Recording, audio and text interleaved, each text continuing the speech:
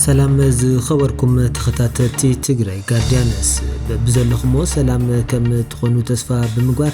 قال نبر قدماي ሚኒስትር መለስ ዜናዊ ዝኾነት ሰማል መለስ ዜናዊ ኣብ ስታንዳርድ ሲግናል ፖድካስት ምስ ጋዜጠኛ አዲስ ስታንዳርድ ባዓጽዋና እትትካልን ዝኾነት ጸዳለ ለማ ጻኒሒት ገይራላ ኣብ ጻኒሒታ ድማ ዓበይቲ ናይ ትግራይን ኢትዮጵያን ዛዕባታት ዘልዕለት ኮይና ምስ ትግራይ ዝተተሓዙዎ ስናት ነጥብታት ድማ ናባኹም ክነብሊና ክሳብ መወዳእታ ድማ ክትከታተሉና بخبر نعدم سمهل ملس زيناوي أب قال محتتا أب إثيوبيا داغماي طورنت نملعلناي طورنت ترخاتاتن وفرتاتن بقلصينا تسرح كم زخونه دحر مغلاصا نز دما ناي تግራይን ፌደራል መንግስት ነሰበ ስልጣናት ከም እውን ناي تግራይ ልሂቃን ወቂሰላም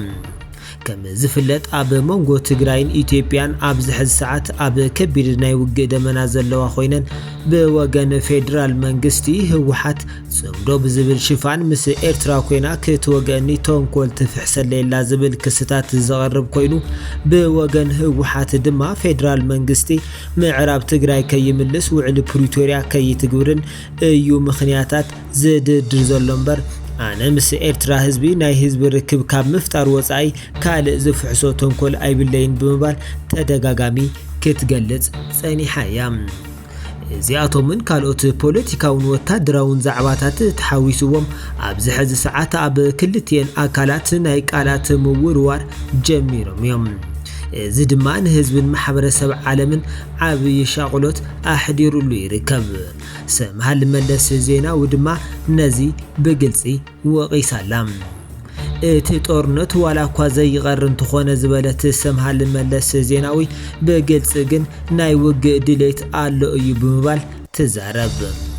ኣብ ቀረባ መዓልቲ መንግስት ክልል ዓፋር ኣብ ክልሉ ናይ ትግራይ ዕጡቃት አንጻር TDF ዝዋጉ ኣኪው ቦታ ብምሃብ እናተኸናኸነን ሃለወ ህወሓት ሽዱሽተ ወረዳታት ወሪራት ብምባል ኣብ ልዕሊ ህወሓት ብመግለጽ ዝተደገፈ ክስ ዘቀረበ ኮይኑ ብወገን ግዚያው ምምሕዳር ትግራይ ግን ነዚ ክስ እዚ መሰረት ዘይብሉ ሓሶት ክብል እዩ ኮኒንዎ ነይሩ سمهل ملس زيناوي نزن مسز تتحزن أمريكا حسابان تتجلس دما ناي كل العفار ونجلا نبينو طرح تنصيلو زر ايكونن زنغرزي زجمره نگيتاچو ردا كاب سلطان مستلعله مس وصاو ጉዳይ ሚኒስትር ኢትዮጵያ ዝኾነ ዶክተር ጌዲዮን ጢሞቴዎስ ኣብ ዝሃበዎ ጋዜጣዊ መግለጺ ኣብትዋን ዝተመሓላለፈ መልእኽቲ ዓለም ለኸ ማሕበረሰብ ንህወሓት እናሓንቀቀ እዩ እዚ ድማ ጦርነት እናደፋፈ እዩ ስለዚ ኣብዚ ቀረባ ሓደ ነገር ክንገብረለና ዝብል እዩ ነይሩ ብምባል ሰምሃል መለስ ዜናዊ እቲ ናይ ፌደራልን ክልል ዓፋርን ክሲ ሕዚ ካብ ዜሮ ዝተበገሰ ዘይኮነስ ገና ካብ ፈለማ እናተሰርሐሉ ከም ዝመጽያ ሓቢራ ዘላም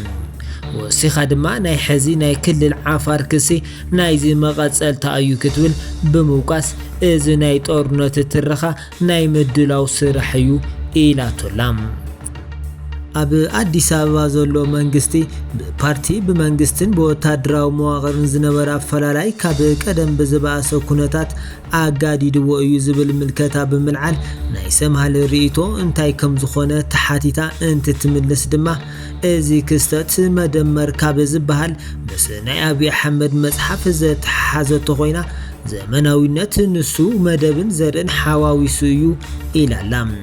ናይ ብልጽግና ፓርቲ ዋና ናይ መንቀሳቀስ ኃይሊ ናይ መጻተ ርዕዮተ ዓለም እዩ ብምባል ተዛሪባ ናይ ገዛ ፓርቲ በዓል ስልጣን ዶክተር ጌዲዮን ጢሞቴዎስ ብምጥቃስ ንዝፈጸምዎ ወንጀል መምኽኔቶም እግዚአብሔር እዩ አብይ አሕመድ ኣብ ስልጣን ንክቅመጥ እግዚአብሔር ነጊርዎ ናይ እግዚአብሔር ፍቃድ እዩ 600,000 ሚሊዮን ሰብ እንተሞይቱ ምንም አይኮነን ምክንያቱ እግዚአብሔር ፈቂዱ እዩ እዮም ዝብሉ እዚ ድማ በጣም ሓደገኛን ንምክርኻሩን ኣዝዩ ኣጸጋምን እዩ ኢላላም زت حساس بازي بعالم لخبركي كابزس فحفح زلو مس ጸጋማይ ዘመም ኒዮ ፋሺስት መንቀሳቀስ ድማ ኣተሓሂዛቶላም ሰምሃል መለስ ዜናዊ ናይ ትግራይ ልሂቃን እውን ብግልጺ ወቂሳላ ኣብ ጊዜያዊ ምምሕዳር ትግራይ ኣብ ላዕለዋይነት ፀፍሒ መሪሕነት ዝነበረ ሌተናንት ጀነራል ጻድቃን ኣብ ዝሕዚ ሰዓት ኣብ ኣዲስ ኣበባ ኮይኑ ምስ ፌደራል መንግስቲ ይሰርሕ ከም ዘሎ ይንገረሉ ብፍላይ ድማ ገለ ተጋሩ ሌተናንት ጀነራል ጻድቃን ኣብ ዝሕዚ ሰዓት ናይ ኢታማጆር ሹም ፊልድ ማርሻል ብርሃኑ ጁላ ወታደራዊ ኣማኻሪ ኮይኑ ይሰርሕ ዘሎ ብምባል ይወቕስዎም እዚ ከምዚ ኢሉ እናሃለወ ኣብ ዓፋር ዘሎ ዕጡቕ ሓይልን ኣብ ኣዲስ ኣበባ ምስረታዊ ጉባኤኡ ዘሳለጠ ውድብ ስምረትን ንክልቲኦም ብድሕሪት ኮይኑ ዝዝውሮም ሌተናንት ጀነራል ጻድቃን ከም ዝኾነ እዩ ዝውቀስ እታ ናይ ኣዲስ ስታንዳርድ ጋዜጠኛን በዓልቲ ዋናን ዝኾነት ጸዳለ ለማ ሌተናንት ጀነራል ጻድቃን ገብረ ትንሳኤ ጦርነት ዘይቀር ምዃኑን ናይ ትግራይ ስልታዊ ማእኸልነት ታሪኽ ጂኦግራፊ ናይ ሰራዊት ትግራይ ጥንካረን ስነ ምግባርን ዘተኮሩ ጽሑፋት መጽሓፎም ብምዝኽኻር ሰምሃል መለስ ዜናዊ ነዚ ተግባር ቅድም ክብል በጊዕ ክዳን ዝተኸደነ ተኹላ ክትብል ብዛዕባ ዝገለጸቶ ንክተብራህርህ ሓቲታታ እያ ጓል ነበር ቀዳማይ ሚኒስትር መለስ ዜናዊ ኣስረስ ዝኾነት ሰምሃል መለስ ዜናዊ ነዚ እንትትምልስ ድማ ሌተናንት ጀነራል ጻድቃን ኣብ ናይ ሰላም ጻውዒት ዝተሓበአ ከም ዝኾነ ብምግላጽ ብሓደ ወገን ናይ ሰላም ጻውዒት እናቕረበ ብኻልእ ገጽ ድማ ጦርነት ዘይቀር እዩ ይብል ብምባል ንሌተናንት ጀነራል ጻድቃን ብግልጺ ወቂሳላ ሌተናንት ጀነራል ጻድቃን ኣብ ትግራይ እናሃለወ ብዝለዓለ ስምዒት ንዲሞክራታይዜሽን ናጻ ትካላት ምጥያሽ ወዘተ ይሰብኽ ነይሩ ሕዚ ናብ ፌደራል መንግስቲ ምስ ተጸግዐ ድማ ካብኡ ትጽቢት ዝግበር ዝነበረ እቲ ኣብ ትግራይ ዝጽዕሮ ዝነበረ ብሃገር ደረጃ ክቕጽለሉ እሞ ኣብ ኢትዮጵያ ናጻ ትካላት ክጣየሻ ክጽዕር ቦርድ መረጻ ኢትዮጵያ ካብ ፖለቲካዊ ጽዕንቶ ናጻ ክኸውንን መሳርሒ ኩናት ከይኾን ክሰርሕ ወዘተ እዩ ነይሩ ብዝሕዝን ደረጃ ግን ብዓፋር ኮይኖም ትግራይ ንዝወግኡ ዕጡቃት ናይ ጦር ኣበጋዝ ኮይኑ እዩ ተረኺቡ ክትብል ብግልጺ ንናይ ሌተናንት ጀነራል ጻድቃን ተግባራት ወቂሳላ ሌተናንት ጀነራል ጻድቃን ኣብ ዝተፈላለዩ ጊዜያት ናይ ሰራዊት ትግራይ TDF ጥንካረን ስነ ምግባርን ተደጋጋሚ እናገለጸ ዝመጽ ኮይኑ ሰራዊት ትግራይ ጠንካራን ብስነ ምግባር ዝተሃነጸ ኣብ ዝቀርና ኣፍሪካ ናይ ሓይሊ ኣማራጺ ሰራዊት ከም ዝኾነን ብተደጋጋሚ ክገልጽ ጸኒሑ እዩ በመቐጻል ድማ ፕሬዝደንት ጌታቸው ረዳ ካብ ትግራይ ወፂኡ ናብ ኣዲስ ኣበባ ቅድሚ ምኻዱ ኣብ ዝነበሩ ሰሙናት ወይ ድማ ኣዋርሕ ሌተናንት ጀነራል ጻድቃን ንቤተሰብ ክሓትት ብምባል ካብ ትግራይ ወፂኡ ኣብ ወፃኢ ሃገር ናብ ዝነበሩ ስድሩ ኣምሪሑ እዩ ድሕርዚ ናብ ኣዲስ ኣበባ ብምምላስ ተደጋጋሚ ኣንጻር ሰራዊት ትግራይ መደረታት ከስምዕ ተራእዩ እዩ እቲ ሰራዊት ናይ ሓደ ጉጅለ ዕጡቕ ከም ዝኾነን ስልጣኖም እቲ ወታደራዊ ሓይሊ ከም ዝሕደጎም ብምግላጽ ናብ ትግራይ እውን ከኣቱ ስጋት ከም ዝኾኖ ገሊጹ ነይሩ ሰምሃል መለስ ዜናዊ ነዚ ኣመልኪታ ብዛዕባ እታ ጋዜጠኛ ጸዳለ ለማ ዝሓተተታ ከተብርህ ከላ ድማ ጀነራል ጻድቃን ናይ ሰራዊት ትግራይ ስነ ምግባር ከም ናይ ትግራይ ጥንካረ ምቕራቦም ጌራ ዘእቱ እዩ ዝበለት ኮይና ብኻልእ ገጽ ድማ እዚ ጀነራል ካብ ስልጣን ክለዓል ዝገበሮ እዚ ሰራዊት እዚ ከም ዝኾነ እዩ ተናጊሩ እዚ ድማ ክልቲኦም ሓሳባቱ ዝጋጨው እዮም ክትብል ናይ ሌተናንት ጀነራል ጻድቃን ዘረባ ባዕሉ ንባዕሉ ከም ዝጋጨያ ወቂሳ ዘላ ሰምሃል መለስ ዜናዊ ብዛዕባ ልሂቃን ትግራይ ኣመልኪታ ሓሳባ እንትትገልጽ ድማ ናይ ትግራይ ልሂቃን ዘልዕልዎ ናይ ማእኸላይነት ሕቶ ናይ ሓሶት ተረኺቡ ብምባል ወቂሳ እቲ ትኽክለኛ ናይ ትግራይ ልሂቃን ስግብግባትን ዓቕሚ ካብ ዘይብሎምን ዝተልዓለ ሕዚ ንባዕልና ንክልተ ዓበይቲ ናይ ኢትዮጵያን ኤርትራን ተወከልቲ ጌርና ንምቕራብ እናተሽቀዳደምና ኢና ብምባል ኮኒና ዝውግዝ ንምትራፍ ዝሓቶ ብሕታዊ ናይዞም ልሂቃን ፖለቲካዊ ድሌት ጥራሕ እዩ ኢላላ ብካልእ ገጽ ድማ ሰምሃል መለስ ዜናዊ ኣብ ትግራይ ዘሎ ናይ ውሽጣዊ ፍሕፍሕን ናይ ወልቃይት ኮሚቴን ዝምልከት እንትትገልጽ ድማ ኣብ ትግራይ ፖለቲካ ዝተረኣየ ዘይተርፍ ዝመስል ወታደራዊ ምድላው ክህልው ኣይምነበረን ዝበለት ኮይና ናይ ትግራይ ፖለቲካ ወታደራዊ ንክኾን ናይ ምግባር ስራሕ ዝተጀመረ ድማ ብጌታቸው ረዳን ሌተናል ጀነራል ጻድቃንን ግዘዩ ክትብል ንክልትዮም አካላት ወቂሳላ كم زفلت عبه وحت وشتي بستفترة كففل مخنيات نلعل سوسان 4 معلتات أخيباتات زتخايد خوينهم أبزا أخيبازي وتادروا حيلتات كساتوه بآيت جيتاتشو ردا أونتاو ملسي كم زنبرن توم جنرالات هابتا أخيبان كساتوفون نايبا عال جيتاتشو ردا فقاد كم زنبرا يذكر كوين جن آيت جيتاتشو ردا كابه وحت دحر موصوم نوتوم جنرالات كوقسو تدقاقامي ترأيهم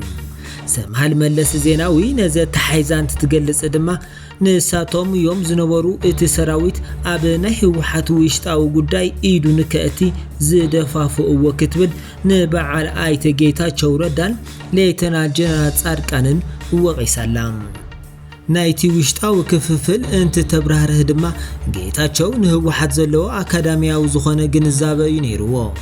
جنرالات تግራይ እንተሒዘን ተስራሕ ፈጻሚ ምቆጽጻር ይኽእል የዝብል ሓሲው ከም ዝነበረ ብምግላጽ ዶክተር ደብረጽዮንን ወይዘሮ ፈትለወርቅን ግን በተጻራሪ ኣብ ካድረታቶም ብምስራሕዮም ንዕኡ ተማዓራርየም ወክትብል ተዛሪባ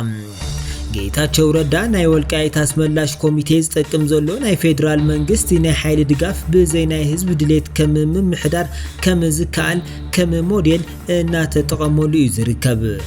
ዝምስ ናይ ዓረብ ኤምሬት ድጋፍ ካብ ዝግበረሎም ከም በዓል RSF ዘወሉ ምልሻታቱን ከተመሳስሎ ክኢላላም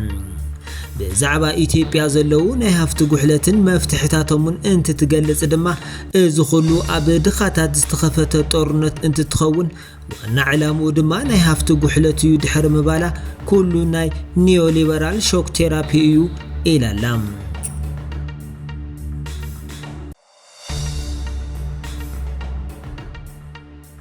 سمحل ملسي زيناوي ناي ورق زوور حزي أنفت كيور مبر حزوون موداتو دوبا يزبلت كوينا أبز دما مس ناي كندان عرب إمريتن كوبانياتات أتححيزاتو لام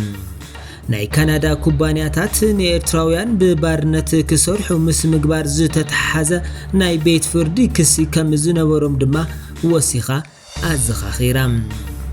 سمحل ملس زيناوي نايزياتهم كند مفتحتات إلى كل تستفالاليو مخنياتات زقمتت كوينا كداماي مفتح زبلتو حادش نخلو زحاقو فسممعنتيوم سممع بريتوريا اتي عابي سحتت ناي بزحات أكالات وقع ناي كل أكالات سممع ترح بمخانو يو بمبال تسممع أب مونغو تقراين إثيوبيان ترح زي كونس أب مونغو تن بدحريت زنبرا هاقراتون كوخون كم زنبرويا قليس أزلام سلازي ناي مأخلاي عبيت معرباويان هاقرات زكاتة حادش السممعنت يدل يزبلت سمها الملس زيناوي ناي زي مخنياتان تتقلص ادما تقراي ناي إثيوبيان إيرتران توكاليت كتكون تخيليا إيرتران إثيوبيان دما ناي كالوت آكالات وكيلات يوم كتبل قليز علام سمها الملس زيناوي كم مبل كالاي مفتحي جيرا زغمتو دما هاقراوي مرزا إثيوبيا يوم منهم كان أي تجرى حزبين بممراتنا بزر مصنات تقاطعنا زبل كبيد فرحاتن كبيد قرآتن انتهلو داقماي كنمرز قالنا بمبال كاب محتات وصاي كالئ موصئ منقدي أي رأخون كتبل تزاريبا بحتاونا يزي بوليتيكاو مرقاقع مفتح دما مرز مخانيو حابيرا زلام كم زفلت منجست فيدرال أبز عامت كتشحن 18 عام تمرت هاجراو مرز إثيوبيا كم زكايدن تمرز أدما كم زينا وحن تدقاقامي كحبر زنح خوينو نازز تكم كدما مدلاوات يجبر كم زلون ناتجلس منبارو يذكر أب تجري زلو بوليتيكا وخنوتات أب تحت وتدرا وحيلتات زاتو كم زخنن بوليتيكا تجري بزوم حيلتات زياتهم كم زورن صعنتو كم زبصحون تدقاقامي وقساتات كاب تجارو يسمعيون بفلاي دما بزحات تجارو ناي آيت جيتاتشو ردا كاب سلطان بريزيدنت نت ملاي مس ناي تجري وتدرا وحيلتات يوم زتححزوم تسراويت أب مراي مهتمي تصميدو كبل دما تدقاقامي كوقصير رأيهم سمحل ملس زيناوي مز تتحذر يتا انت تقلص دما ناي تجراي بوليتيكاون ካብ ወታደራዊ ናፃ መውፃእ ብሕታው መንገዲ እዩ ክትብል መልእኽታ ኣመሓላልፋላ።